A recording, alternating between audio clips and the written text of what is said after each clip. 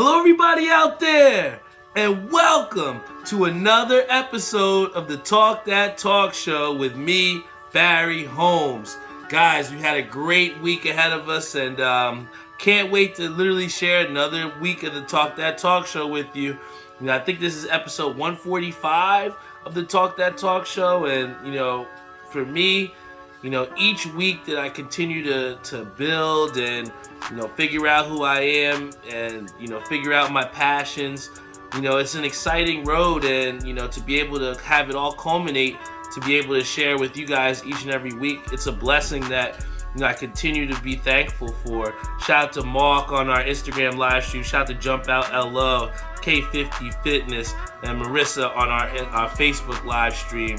But I'm super excited because one of the things that I've been working on, outside of this Talk That Talk Show was, the next release with me and Kenny Lou for our Garden State Collaborative. And, in our last release, one of the things that I wanted to do was kind of establish our brand and kind of, take over home turf per se, to where, we kind of took the Garden State Parkway logo and kind of flipped it to make it our own. And what we saw is, we had a huge amount of people that were from Jersey that really rocked out with that pin. And again, to see the support that we had in the in-store drop, it was amazing. And most people would stop there. Most people would be happy with the fact that we sold out in store, and just would stop there. But I think that part of the reason that makes me who I am, and part of the reason why there's so many people that are the entrepreneurs out there, is because they have that spirit inside them, that desire to get better. And there's no real I know they have people that give classes and stuff, but most of the time when you're an entrepreneur and creating your own brand, you're pretty much learning on the fly. And what we saw was that we affected the New Jersey hat community for sure, but we wanted to go with a much bigger scale. And I think that when it comes to branding, and this also can tie into a little bit about the design of the OG15 coming up, but really we wanted to make a statement with our brand and kind of connect to the culture of what it is to be a hat collector. And with this pin that we're pretty much going to drop in a couple weeks, I'm so excited because they came in, and I was able to put it on my hat, and I was really excited with how these came out. So this is the first look of what the pins look like. Here, I'll take it off my hat. This is the Hat Club Sweethearts that we had. But in this pin here, it's got the white glitter, and then it also says the not for sale here for people that can see. This was our second official release for the Garden State Collaborative, and the design behind this was that when you get in the hat game, and people with sneakers can probably attest to this too, but when you have accumulated a certain amount of grails, and for people that don't know what that is, those are like hats that people consider to be one of the greatest of all times.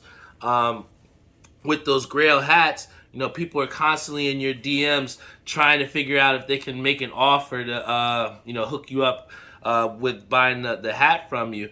And pretty much what we said here with this pin is we wanted to reach all the hat collectors out there that have had people offering money for really dope hats that they had. And we created this not for sale pin, and the response that we've gotten from people so far with just putting a couple pictures out there, it's been very humbling. We got Jump Out who says, "You selling that?" Yo, so many times we've been on the block, and people ask you, will you take 150 for that? And I think that to have this pin, it kind of touches more than just people in New Jersey. It touches everyone in the hat community that's had that happen. So I'm just super excited to have that release shortly coming soon. I'm gonna bring a couple to the hat drop at My Fitteds tomorrow. I'm not gonna bring a lot. It's really going to be for those people that if you know. If you come to me, I'll have one for you. But the official release for those will be in a couple weeks. But also want to talk a little bit about the OG15 that I'm going to be having dropping too, where we kind of did the same thing with the pin, where we wanted to take the brand and make a statement with it. And I don't want to give you the word that we have on the front, but for most designs what we've had with the Talk That Talk Show, we've thrown the Talk That Talk Show label on the back and had something on the front. So, with this one, I wanted to really, have something that people could embrace and could apply to so many different things. And I think the word that, we've highlighted here on the OG15 coming up, it's something that anyone that has been successful or any person that, has experienced, any type of, reaching that goal in your respective field, this shirt is going to be able to resonate with you. So I'm so excited, guys. Again, most people would stop after the first, second, third release, but to say that, I'm working on my 15th sellout release, and also, in the hat game where this will be my third release with Garden State Collaborative, and, had over 6-7 pins that's released, this is something that doesn't happen overnight. And it's things that, culminate after, continuous grinding and continuous, believing in yourself. And I think that it's so easy to work for someone else. But, when you hold yourself to a certain standard and you're trying to create and build a brand, it's a much different pressure because you're fighting yourself in a way. So, I'm just super happy to continuously find different things that I'm passionate about and continue to build my own brand, man. And to have this platform, I never take it lightly. We have people like Rick Chinaki that says, let's talk about your brother's 300 maybe later. It's funny he says that because I think he might have gotten the stage notes for this episode. I think that's a great segue here because, when I thought about, having this episode tonight, there was no other option for me to bring on this show to have something so big happen just the night before. So for all of you all's, for all of your viewing pleasure, it gives me great, great happiness to bring Mr. 300 here on the show. So everyone give it up for Tyree Holmes. Damn, and he came with the nice plain Jane Mets gray brim, young Tyree. So, for those people out like, oh, Eddie's got the not for sale. Oh, how'd you get one of those, man? What the hell? But, first things first, I'm so proud of you, man. And, I had the happiness of being able to be there for your first one. But for this second 300, did it feel any differently for you? I thought it would feel a little different. I didn't think there'd be any pressure since I've done it before. But I can say up until, the very last shot, that's when I started to feel my heart pumping out my chest like that. So, I guess no matter how many times you get to that point, it'll always be that pressure of just finishing the job. So, I guess, the actual process of it was the same. The emotions afterward, it's really special. It was really nice. Facts. And I had the great honor of coming after Woodbridge League after we got our ass kicked to then celebrate with you, and you just seem so calm out there, and even with seeing you afterwards, not a lot of people might know, but the first time that you shot 300, you actually didn't shoot 700. And I remember when I came to see you, you were saying, I need this 214 the third game to get that 700. So, after shooting 300, how important was it for you to shoot 700 after getting that 300 yesterday? That was all I was thinking about after that last shot. I shot the shot 300, and then they announced it on the loudspeaker, and everyone came over. Ernie, Michelle, Rick, so many people came over to congratulate me, and after that was over, then I was like, one more job to do. Job not done. So. Yeah, Gavin is super funny, but he's always motivating me to be the best version of the bowler that I can be. So when I shot that 3, but I didn't get that 7, he always let me know. So when I got the 3 this time, I was like, I gotta get that 7. That was the goal. And get that 7, you did, man. It looked like most of your shots that you were just locked in or something, because it seemed like every shot was just flush. I gave you the nickname Flush Daddy because everything looked like it was so good, but can you talk about, just how you feel like your bowling career has kind of shaped now to where, you've went to bowling in high school, so now you're starting to have success here, and now you've shot your second 300? I think it's all just the reps, I think I left college. I left high school with like a 180 average or something like that, and then pre-pandemic I was a 199. And then I think in the beginning, I think I shot straight down to that 10-pin drop of the 185. But you going out. I think before the pandemic, you were bowling like 5 nights a week. Yeah, At your peak, you were bowling like 5 nights.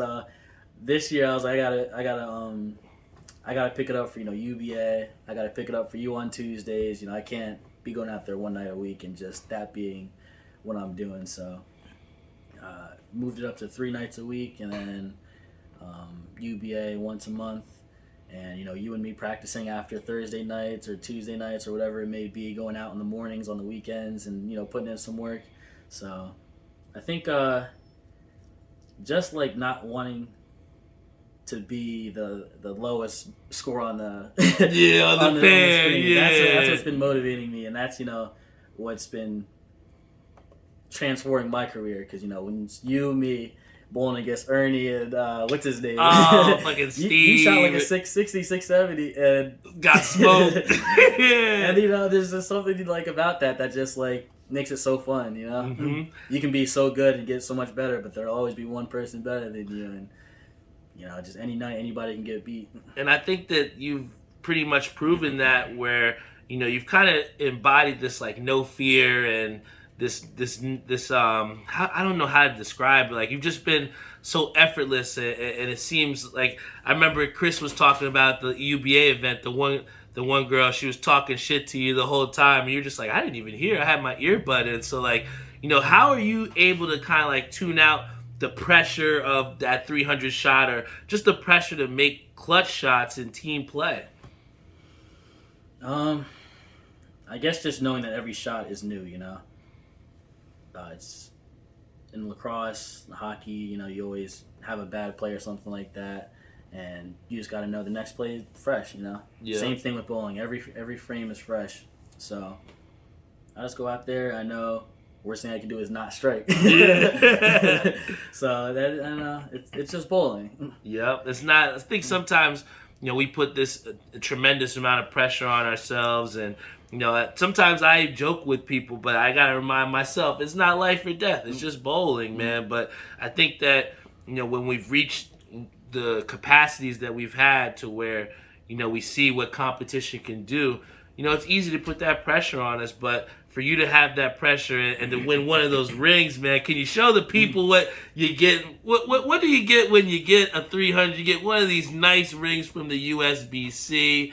And I tell you what, man, one of these days I'm going to try and get what I swear. Oh, I get so close. So, I know a lot of people out there, Tyree, are the same like me, where you get to the 9th or you get to the 8th shot and you don't follow through. So, like, for those people that are still chasing their first 300, what advice would you give to them? Just keep bowling. I think it is a lot of skill, but it also is a lot of luck. I've seen it so many times. Actually, somebody was shooting next to me. They were in 300 territory. They got to the 10th frame, got the first strike, second strike right in the pocket, stone 10 pin. Oh my gosh! Sometimes there's nothing you can do. And everybody's time will come, and just keep throwing your shot. It'll all fall. Like, when you get to that moment, like, you'll know, like, it's just go time. I don't know what to say. It's like you're in the clouds. Like, you're not like worried about it. Mm-hmm. And I think that again, it's that calmness that you've shown here. And Tim says, T out there having fun, not letting anything around him bother him. Always cool and relaxed. And dude, that it's almost like you have that Kawhi effect where it's like you don't want to poke this guy, man, because he's gonna come out there and hurt you. And I think that that success, from bowling, it's also translated to so many other aspects in your life to where, even at your job, you're having such success. And, I know one thing that you've kind of done with your job too is transition to, working at home full time. So can you talk a little bit about, how that transition's been to, going to the office and then now where you're working full time from home?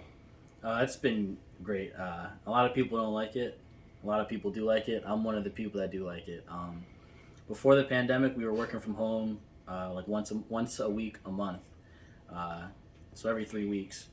And I enjoyed it. I'd work.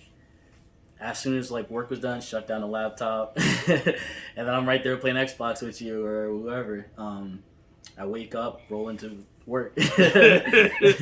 And it just has been such a great addition to my work-life balance because you and me you still are now because you're, in the school system, but for me, I was taking the train for 2 hours out of my day, working 8 hours, and then trying to fit in the gym and bowling, and the only thing I'd have left is sleep and food. A little bit of sleep, yeah. And so for me to be able to reclaim so much of my time, I can't be happier with that. I think if anybody was going to send me back to the office, I think I'd have to find another job. Yeah, he's like, nah, I'm working from home and that's it. I think now that I've gotten the taste of it, I can't go back to that regular lifestyle, man. It's amazing. Well, I'm so fortunate to be able to be in this position where I have that option.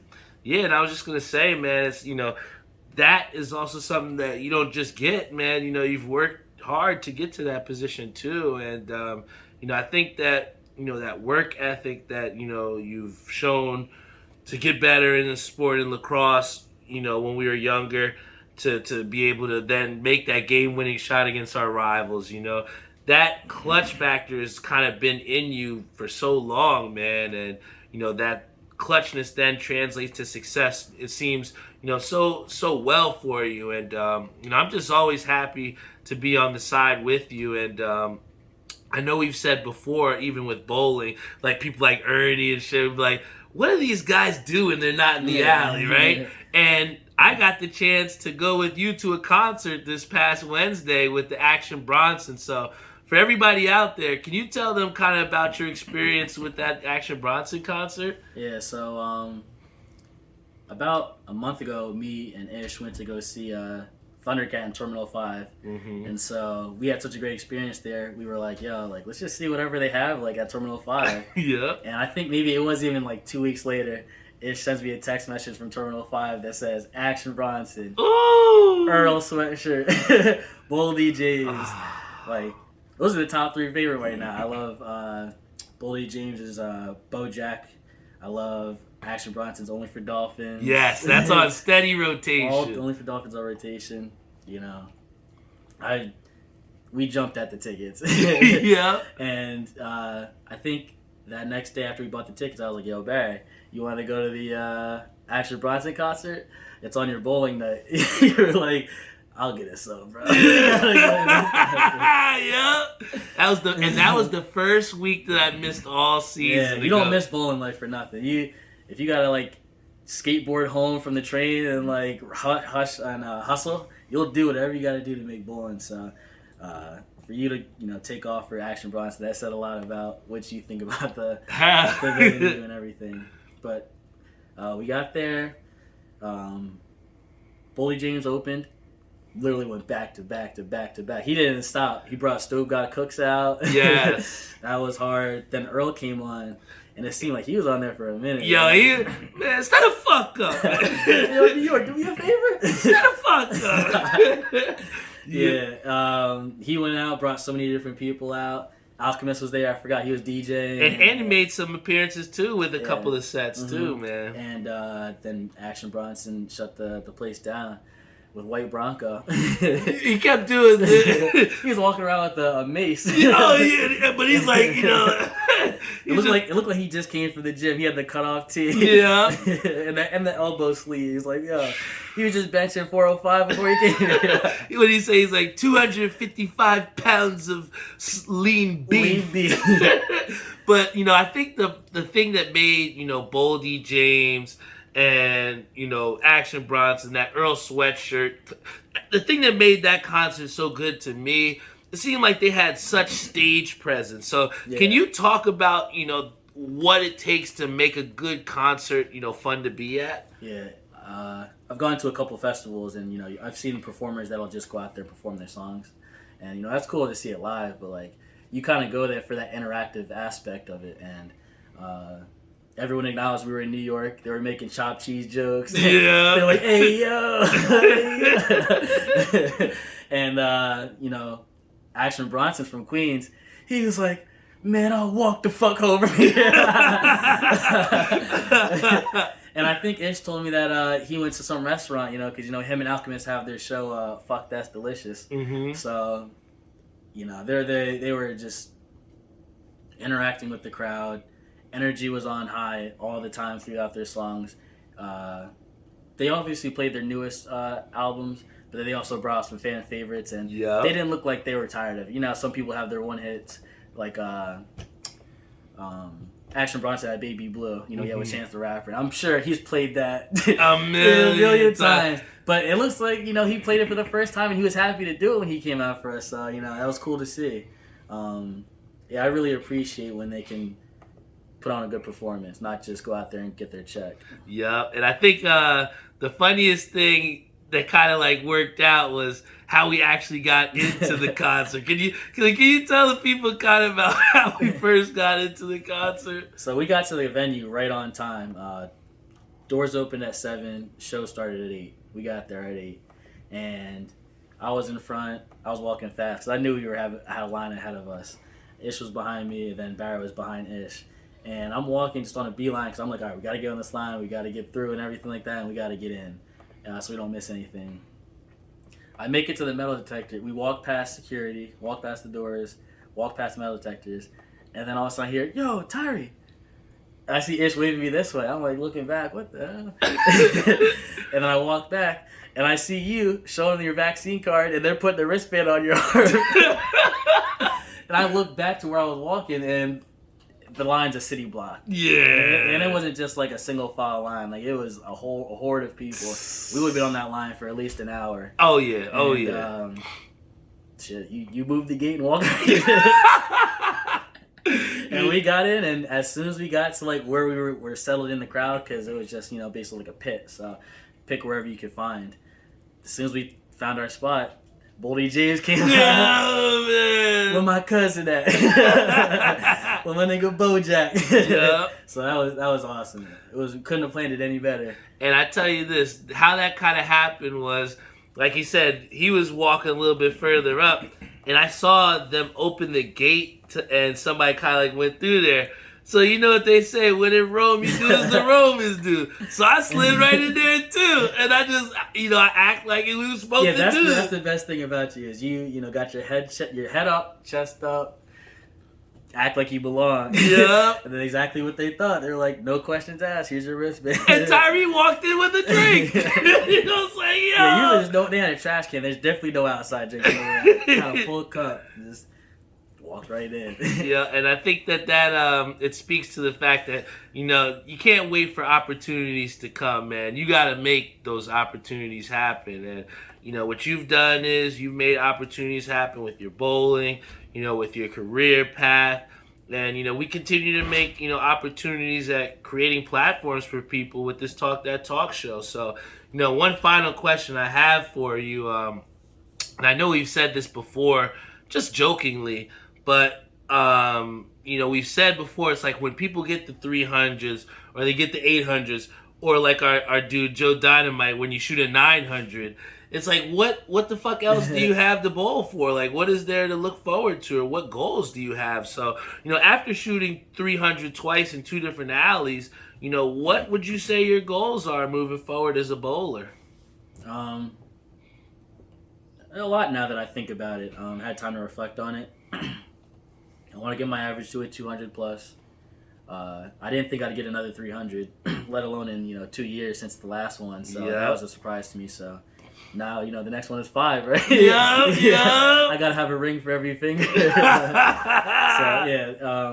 I want to get more 300s. Definitely want to get an 800. Mm-hmm. I want our UBA team to win. Yes. You know, bowling with you, like this is our second time we got to do it side by side, and last time you were on the scratch pair. Yeah, and shot what 670 something. Stepped up, yeah. So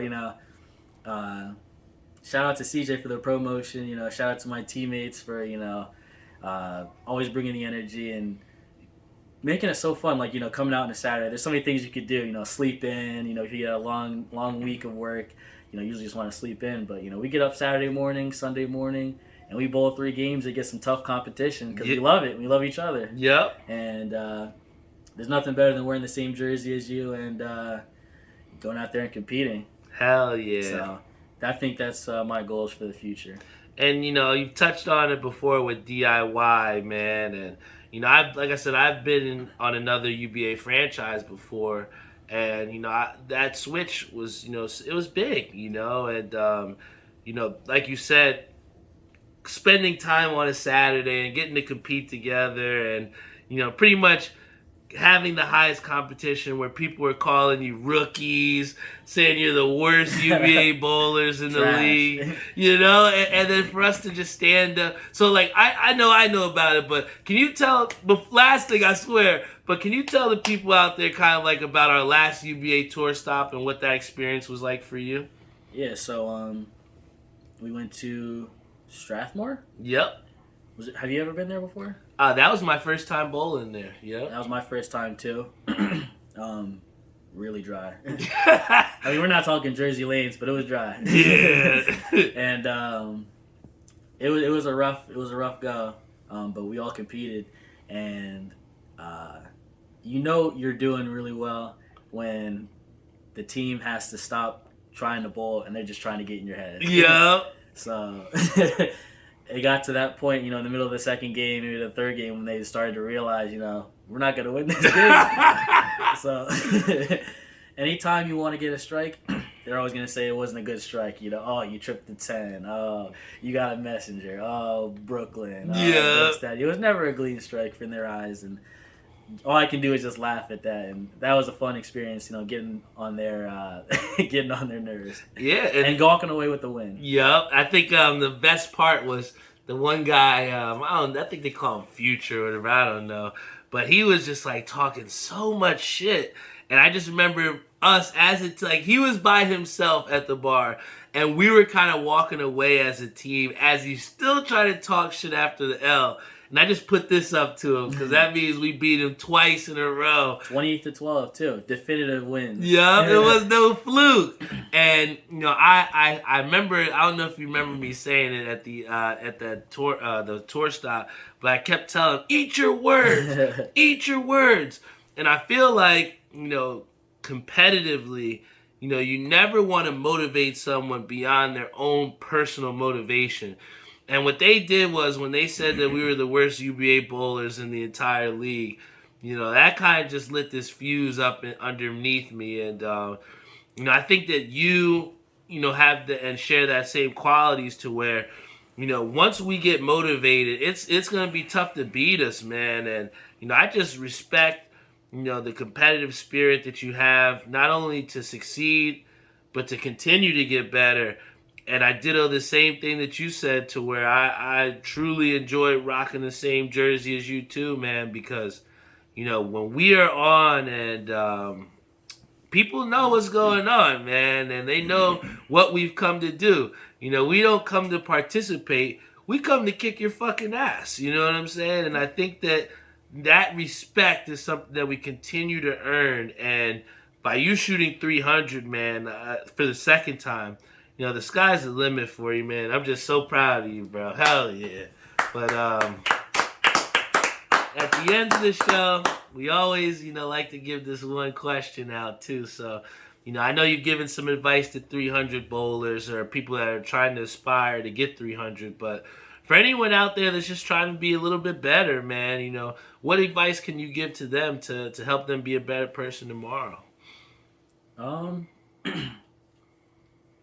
Just enjoy every day and, try and be a better version of yourself in any aspect, whether that's getting better at your career, getting better at your sport, getting in shape, doing something, for your mental. Just find something to do every day. Have a goal every day, and if you get 1% better every day, it adds up quickly. Facts.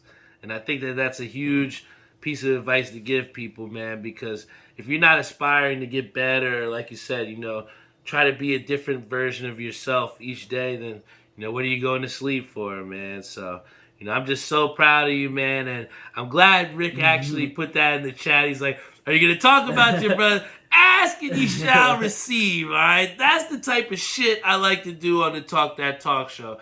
I want to give people what they want to hear, man, and to have you on here is very special every single time.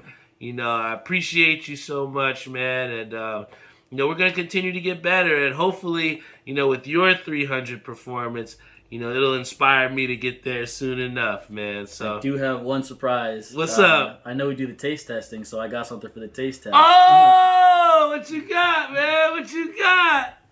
Oh, shit. I love surprises, guys. We didn't know this was going to happen, so, this is some good shit here. What you got here, Tyree? So, with the 300 win, I got to thank Sarah for putting together the pot to fund this taste test. Okay. Got a little something different today. Oh, shit, the Clase Azul! Pete, where you at, man? Pete loves this shit. Damn, the Clase Azul Respesado. Yeah. Oh, man, what made you decide to get this one? And this is a great taste test because I've never had the honor to have this, man. So tell us about this, man. Yeah, I never had it either. And I went to go pick up a 6-pack for poker tonight, and I took a look at the the counter behind, and I saw that I had just enough money for my winnings to get one bottle of something. And it was there with the bright letters and the price tag and everything. And I think it's hard to really relish an achievement sometimes. Sometimes you're always worried about the next thing, the next goal. Yep. So this time we're gonna relish. Hell yeah.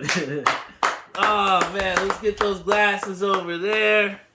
And, man, what a great treat, man. Shit. Yeah, every time I do anything, you guys are very supportive, and if I don't feel like celebrating, you guys will make sure that I do celebrate. Every time, as soon as I snapped the 300 and, everything settled down, I sent you guys pictures and text messages, and you were like, we're gonna be there ASAP. we got work to do right now, but we'll be there as soon as we can, and we're gonna celebrate. And I appreciate you guys coming over, and I appreciate my mom. She she hooks it up every time I do something special, and she makes me feel special. And Tori, she makes sure to give me a call, and I just have such a great family, such a great friends. Such great teammates, and I really appreciate all you guys. Hell yeah, man. That's what it's all about here, bro.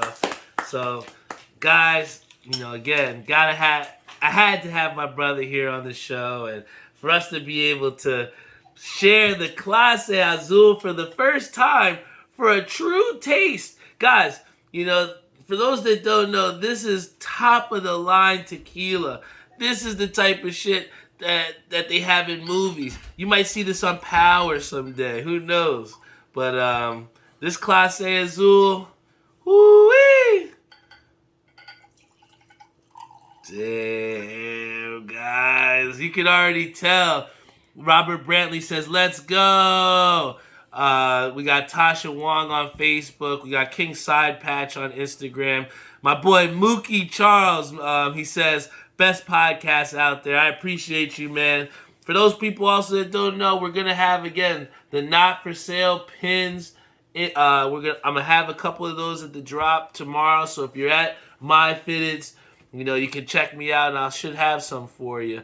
That'll be coming soon. But I appreciate you for supporting me as always, Tyree, with everything that I do, and we're going to celebrate here with some Clase Azul, man. Thanks for having me on the show. I love coming on every time you invite me. And, I'm just so excited to see what the whole future holds for this show. The sky's the limit with you. You're so creative, so energetic,